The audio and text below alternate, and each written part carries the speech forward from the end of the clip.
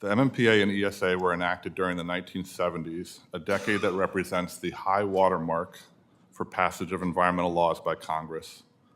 Both laws reflect a high degree of optimism in Congress regarding the nation's ability to accomplish ambitious conservation goals while achieving other societal objectives.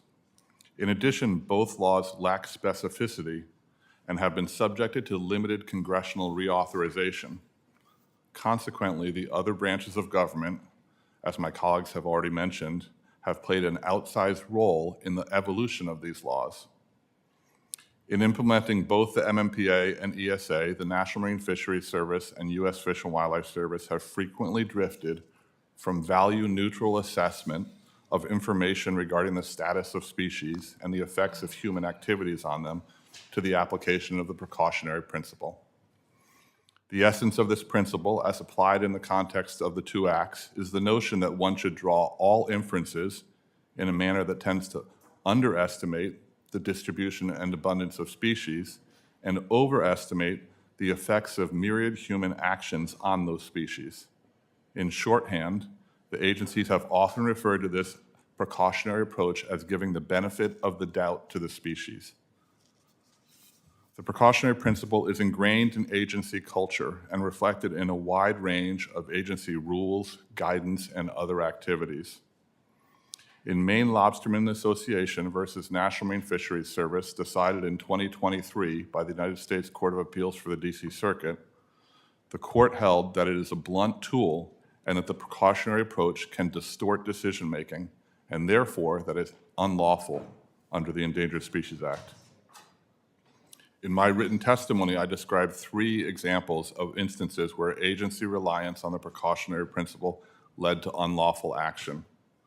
One of those examples is the National Marine Fisheries Service vessel speed rule.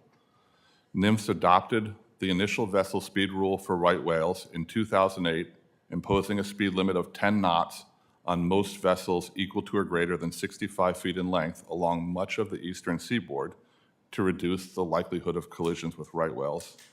In 2022, the agency proposed to expand the rule to vessels between 35 and 65 feet in length and to a more expansive geographic area that encompassed much of the eastern seaboard.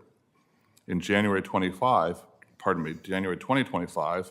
the agency withdrew its proposed rule, but the 2008 rule remains in effect. In the 2022 proposed rule, NMFS reported that between 2008 and 2022, there were 5 right whale vessel strikes involving vessels between 35 and 65 feet in length. During that same period of time, there were more than 5.1 million offshore fishing trips along the eastern seaboard by vessels between 35 and 65 feet in length. These data demonstrate that the probability that a vessel between 35 and 65 feet in length operating on the eastern seaboard would strike a right whale is less than 1 in a million. The proposed rule exemplifies one circumstance in which the precautionary principle can result in an absurd outcome. That is, when the regulation of a vast amount of human activity that causes no harm occurs for the purpose of curbing a minuscule amount of human activity that causes harm. Even more problematic is a lack of legitimate basis in the MMPA or ESA for either rule. This is a topic that Mr. Moore deals with in detail in his written testimony. NMFS and the Fish and Wildlife Service do face substantial challenges as they implement the MMPA and ESA, but that is not grounds for giving the agencies a pass when their actions are premised on an approach to decision-making that puts a thumb on the scale rather than relying on the best available scientific information.